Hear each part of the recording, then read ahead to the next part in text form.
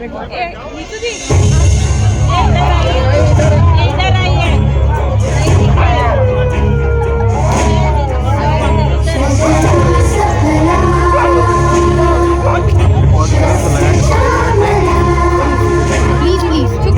लोग आपको देखे हम लोग देखने आए तो आप सामने ही आप लगा हट जाओ आप आपको रिकॉर्ड करना ठीक है हम लोग आपको देखे नहीं आप थोड़ा सा कॉमन सेंस यूज करो यार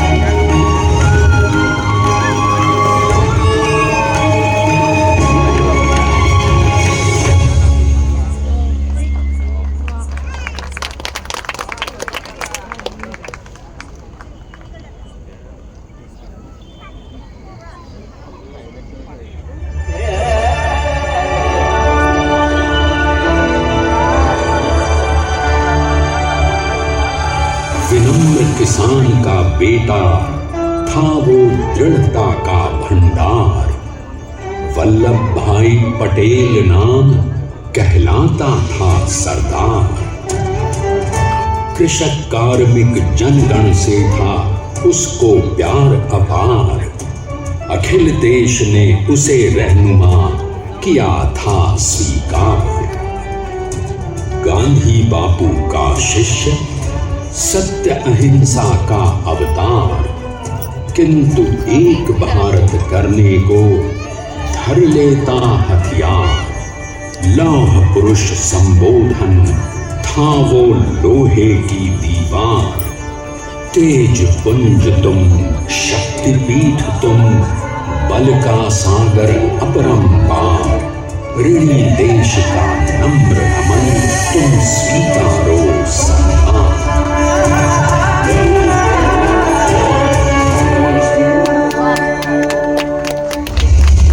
1857 में अंग्रेजों को ललकारने वाले पहले स्वतंत्रता संग्राम के एक सक्रिय सिपाही थे झवेर भाई पटेल।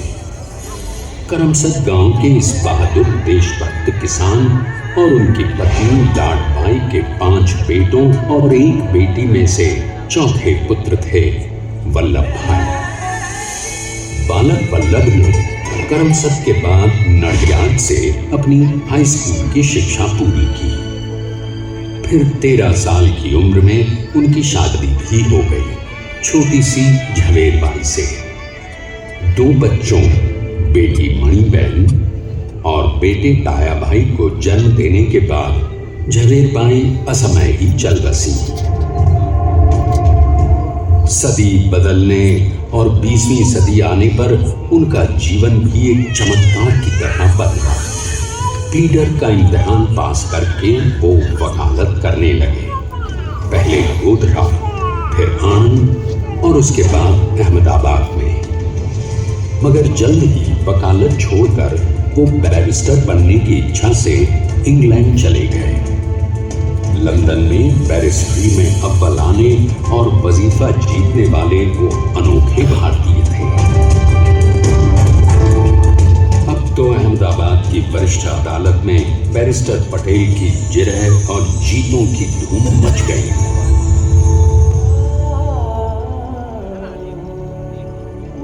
तभी एक युग पुरुष ने वल्लभ भाई के जीवन की धारा ही बदल दी। दक्षिण अफ्रीका में सत्याग्रह के अहिंसक अस्त्र से गोरे शासकों को सबक सिखाकर भारत वापस आए बैरिस्टर मोहनदास करमचंद गांधी से मिलकर वल्लभ भाई ने अपने कुछ वर्षों से सीखे विदेशी व्यवहार और संस्कार हमेशा के लिए त्याग दिए और अब वो अपने खेड़ा के किसानों को हक दिलाने के लिए बापू के साथ आंदोलन में कूद पड़े। अब उनके पैरों में जूते नहीं, गांव की धूल थी। हृदय में भारत भूमि की शस्य श्यामला धरती, मन में थे गांधी और मस्तिष्क में एक नए स्वतंत्र भारत का सपना।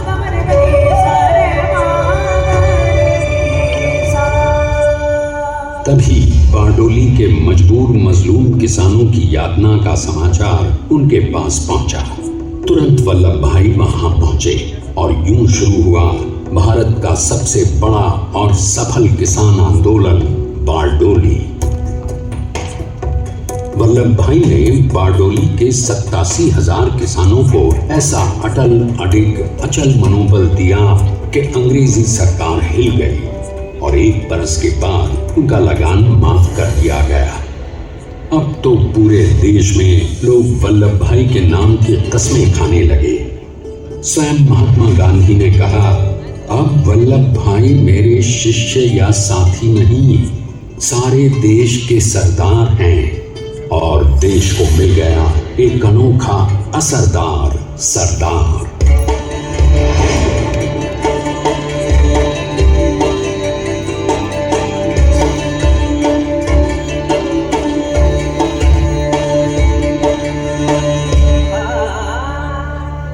सरदार पटेल के नाम और देशभक्ति से अंग्रेज डर कर कांपने लगे।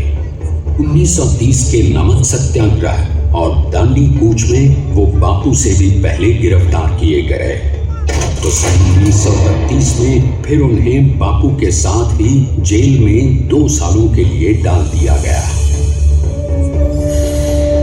मगर आजादी के दीवानों को, स्वतंत्रता के परवानों को कौन गिरफ्तार कर पाया है। जेल से छूटते ही सरदार को कांग्रेस के नए राष्ट्र अध्यक्ष पद पर चुना गया और उनकी सरपरस्ती में राष्ट्रवादी भारतीयों ने तमाम ब्रिटिश सूबों में जीत हासिल कर वहां अपनी स्थानिक सरकारें बनाई। किंतु सरदार का सपना केवल सरकार बनाना नहीं था, उनका स्वप्न तो था एक ऐसे नए भारत का जहां हर रंग, हर रूप, हर जात, मजहब, तबके का हिंदुस्तानी एक साथ मिलकर एक ऐसा नया भारत बना सके जहां पूर्ण स्वराज के साथ सारे समाज को गरीबी, अशिक्षा, छुआछूत से भी आजादी मिल जाए। इसकी पहली रणनीति थी भारत को अंग्रेजों की गुलामी से आजादी, ताकि भारत के लोगों की अपनी सरकार सबके साथ और सबके विकास के लिए काम कर सके। बापू की अगुवाई में अब देश ने अंग्रेजों को अंतिम चेतावनी दे दी, करेंगे या मरेंगे, क्विट इंडिया, अंग्रेजों भारत छोड़ो। बस फिर क्या था, संघर्ष की रणभेरी बची। 3 सालों के लिए सरदार पटेल को भी सत्याग्रही नेताओं के साथ जेल में ठूंस दिया गया। 2 सालों के बाद अंग्रेजों को बापू के सभी शिष्यों और साथियों को छोड़ना पड़ा।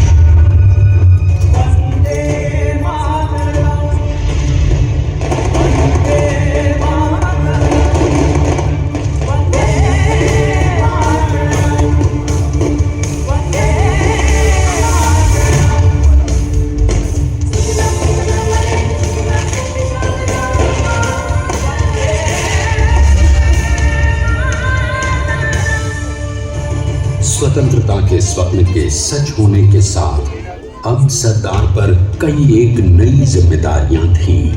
आने वाली आजादी की तैयारी और एक नए भारत के लिए नए लोकतांत्रिक संविधान की संरचना। जैसा उनके साथी ने खुद कहा था, सरदार ने ही छेनी हथौड़ी लेकर एक नए भारत को उकेरा है।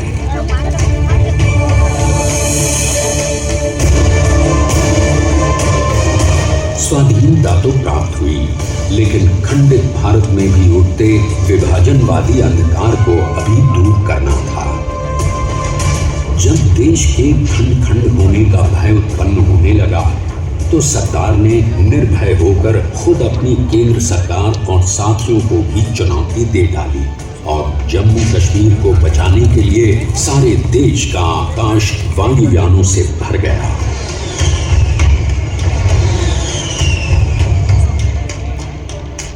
और फिर हैदराबाद और जूनागढ़ के भारत में विलयीकरण को पाकिस्तान से चुनौती मिली।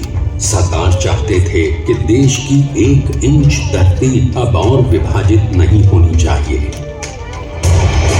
नए भारत को एक करने के लिए समझा बुझाकर मनाकर 565 रियासतों को सरदार ने अपनी सूझबूझ सदाशयता संबल से एक नए स्वतंत्र भारत का अभिन्न अंग बना दिया।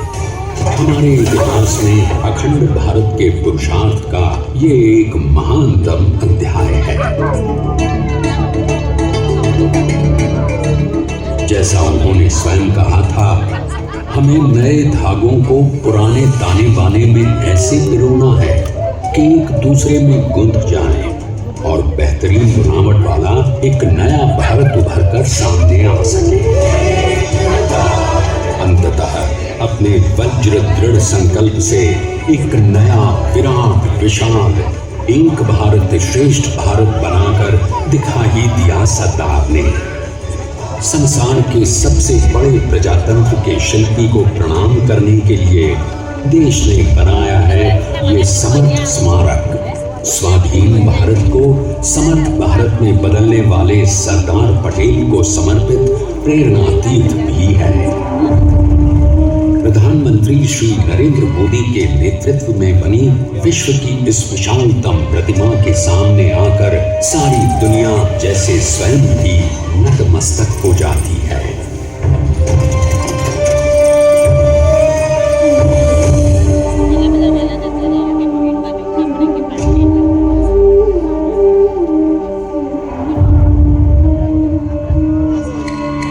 देश को बना गया वो अमित अटल, हरा सका उसे न कोई शत्रु दल। चट्टान के समान सा पुरुष प्रबल, पटेल तो स्वदेश का सम्मान है, पटेल तो स्वदेश का सम्मान है, पटेल तो स्वदेश का सम्मान है, पटेल तो स्वदेश का सम्मान है।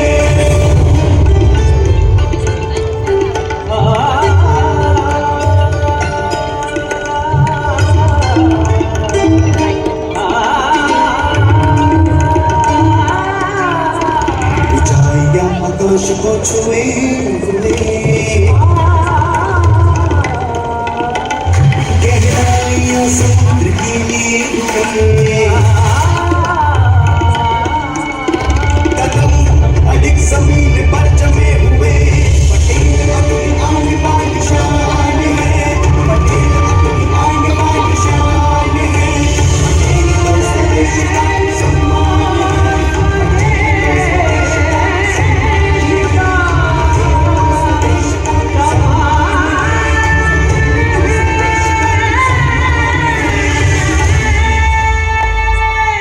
आइए अब देखते हैं कि अपने लौह पुरुष को श्रद्धांजलि देती 182 मीटर ऊंची विश्व की सबसे विशालकाय प्रतिमा का निर्माण कैसे हुआ।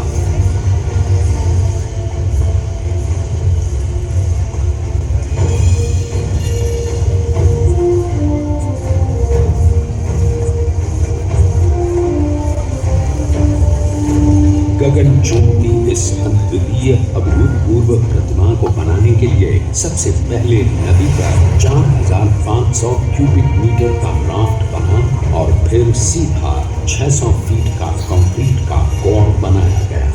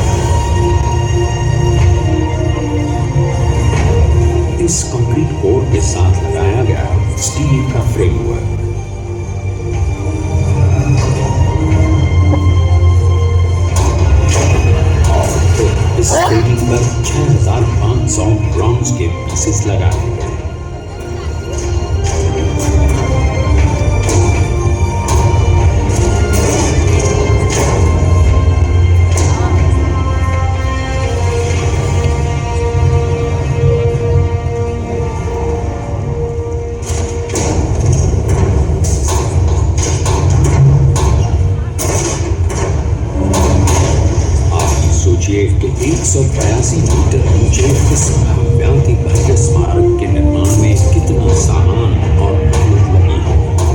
70,000 metric ton cement, 18,500 metric ton reinforcement steel, 6,000 metric ton structural steel और 1,700 मीट्रिक टन ब्रॉन्ज।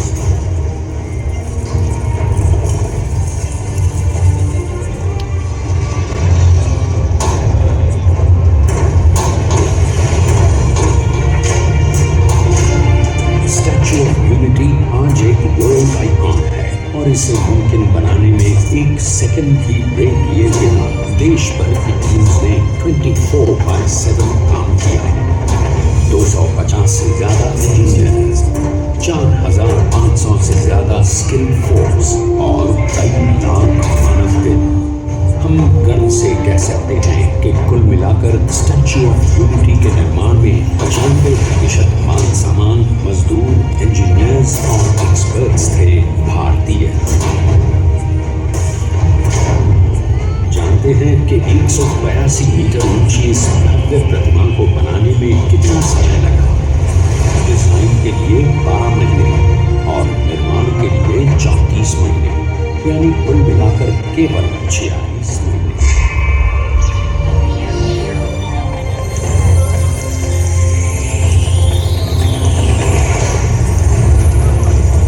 और इसी तरह बनी देश के शिल्पकार की एक अनोखी, अद्वितीय, विशाल प्रतिमा, जो सिर्फ आज ही नहीं बल्कि आने वाले न जाने कितने सालों तक यूं ही चमचमाती रहेगी।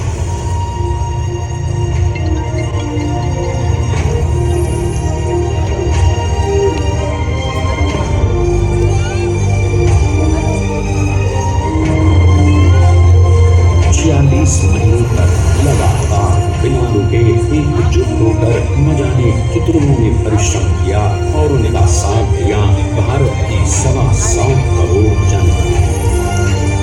और तभी मुमकिन हो पाया एक ऐतिहासिक निर्माण जो आज कहलाता है भारत की नई पहचान। स्टैच्यू ऑफ यूनिटी, विश्व की सबसे ऊंची प्रतिमा।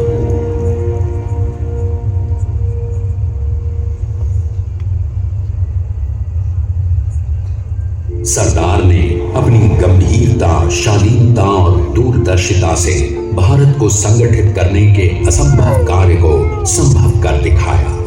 आइए आज हम सब उन्हीं की महिमा में विश्व के सामने एक उदाहरण रखें, क्योंकि ये ही भारत को श्रेष्ठता के मार्ग पर ले जाएगा। हमारा कर्तव्य ये है, हमें निश्चय कर लेना चाहिए कि हमें हिंदुस्तान में जितने लोग थे सबको मिल के भाई भाई की तरह के रहना है। स्टैच्यू ऑफ यूनिटी एकता की प्रतिमा और श्रेष्ठता का प्रतिबिंब है। एक पहल है इस अखंड भारत को श्रेष्ठ भारत बनाने के सपने को पूरा करने के लिए। एक पुकार है हम सबको एकजुट होने के लिए। एक आंदोलन है भारत को सबसे आगे ले जाने के लिए, श्रेष्ठ बनाने के लिए। आपके योगदान और विश्वास से ही बनेगा एक भारत श्रेष्ठ भारत। एकता का सिपारा है, एकता का संदेश है कि भाषा एक, भाव एक, राज्य अनेक, राष्ट्र एक, पंथ अनेक, लक्ष्य एक, बोली